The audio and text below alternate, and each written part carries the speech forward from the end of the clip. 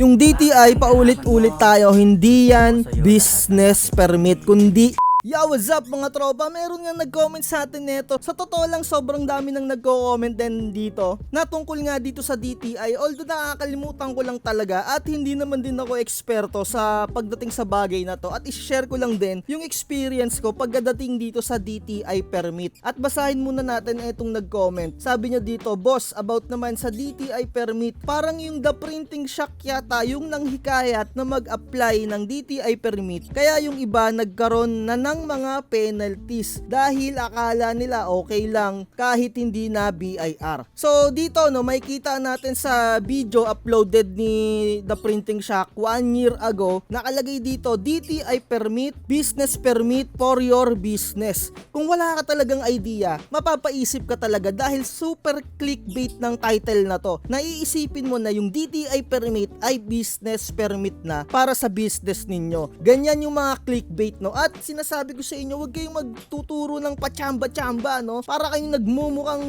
Ako, inaamin ko, hindi ako magaling dito pagdating sa larangan ng mga permits na to. Pero i-share ko sa inyo kung ano yung na-experience ko pagdating dyan sa pagre-rehistro ng DTI permit. At unang-una, isipin yung maigi kung i-rehistro ninyo yung DTI permit ninyo. Kasi kung hindi nyo masustain yung business ninyo, talagang mababaon ka sa mga penalties dyan. Sinasabi ko sa'yo. At kung small printing business ka lang, isa lang yung computer mo, hindi ka naman ganun pa kalakas, isa lang din yung printer mo, konti lang yung customer mo, wag ka nang magtangka na magrehistro ng DTI permit kasi yung DTI permit, tuloy-tuloy mo dapat yang i-rehistro papunta sa business permit. Kagaya nga neto na kung wala kang idea, nakalagay lang dito, DTI permit ay akalain mo ay ayun na yung business permit dahil nga sa vlog na to, nung pandemic sobrang daming naging affiliate netong tungkol dito sa DTI permit. Ibig ko sabihin no, kasi dito sa video na to na makikita nyo dito, nanghihikayat siya na kayo ay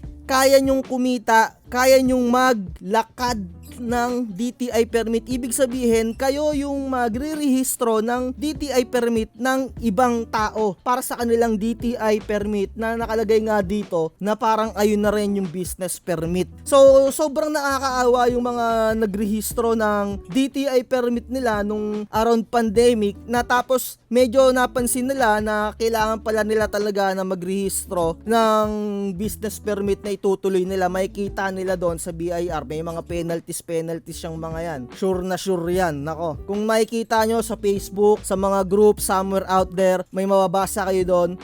Example, nag-apply daw sila ng DTI permit and then pinadalahan sila sa kanilang mga bahay ng penalties. Totoo yan mga tropa, no? At i-share ko sa inyo kung paano ako nag-rehistro na itong DTI permit. 2020, wala pang online system noon. Merong online system pero naka-hold. So, ang nangyari, nagpunta ako sa negosyo center dito malapit sa aming munisipyo. So, nandun, tatanungin ka kung anong scope yung a-applyan mo. Yung scope, ibig sabihin yan, yung nasasakupan. Kasi merong barangay, municipality, merong regional, and then merong national. Halimbawa, no, barangay lang yung in-applyan mo. Halimbawa, barangay Poblasyon, Muntinlupa lang. Diyan lang rehistro yung iyong trade name. Kasi yung DTI, trade name lang yan, hindi yan business permit. Halimbawa nga, sa poblasyon ka lang nagrehistro, yung DTI mo, under poblasyon lang. Kapag ka lumipat ka ng ibang barangay sa putatan, hindi na nakarehistro yung iyong trade name. Maaari kang magkaroon ng penalties doon at maaaring halimbawa, hindi ikaw ang lumipat, maaaring may mangyaring kaparehas ka na trade name kasi nirehistro mo yung trade name within the barangay lang. So, wala kang habol doon kung halimbawa lumakas yung business mo tapos merong nagrehistro doon sa kabilang barangay na ginaya yung trade name mo, di ba?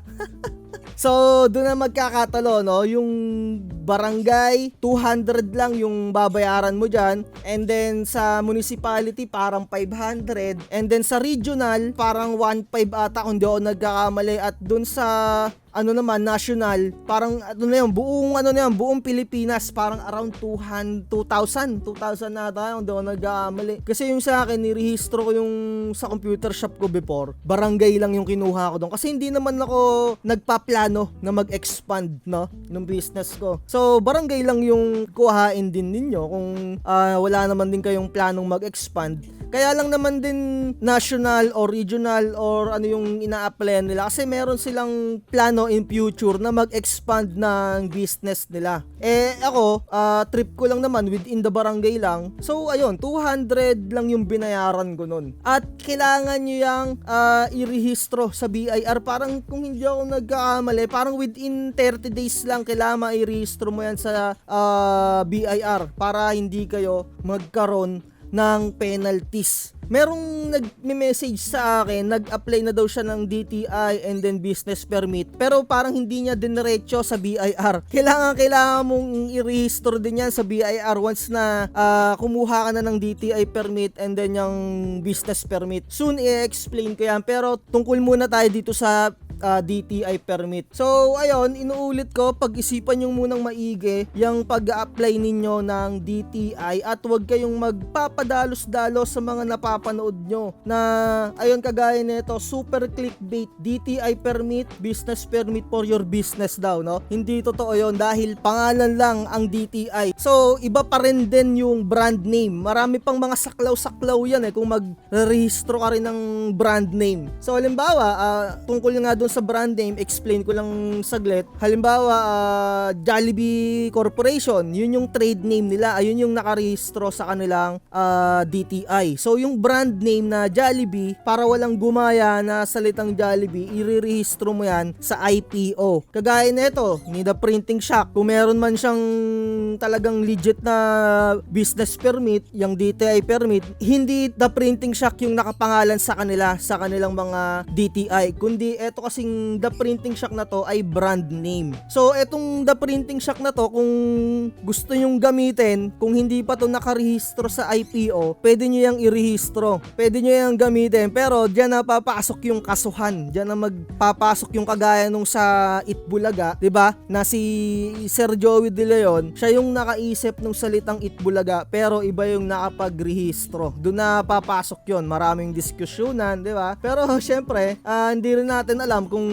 nirehistro nila itong brand name nila na The Printing Shop kasi parang mahal ata ang pagpaparehistro ng brand name. Yung DTI, paulit-ulit tayo, hindi yan business permit, kundi requirements lang yan para makapag-apply kayo ng business permit. At once na nag-apply kayo ng DTI, make sure na i-rehistro nyo yan, i-rekta nyo yan business permit at BIR. Kung hindi nyo yan i-rehistro, magkakaroon kayo ng penalties dyan, sinasabi ko sa inyo. So dito na natin muna tatapusin etong video natin na to, at sana pag-isipan yung maigi kung mag-rehistro kayo ng DTI. Huwag kayong magpadalos-dalos, huwag kayong magpa-auto na takot kayo na porket meron kayong printing shop mag-ano kagad kayo ng permit na ganyan, no? So i-explain ko next video natin. Bye-bye. Napakadorobo mo, sa lahat ng kwento ikaw ang bida. Napakahirap mo na makontento, lahat ng porsyento sinadya mo na masolo. Bakit ka ba ganito?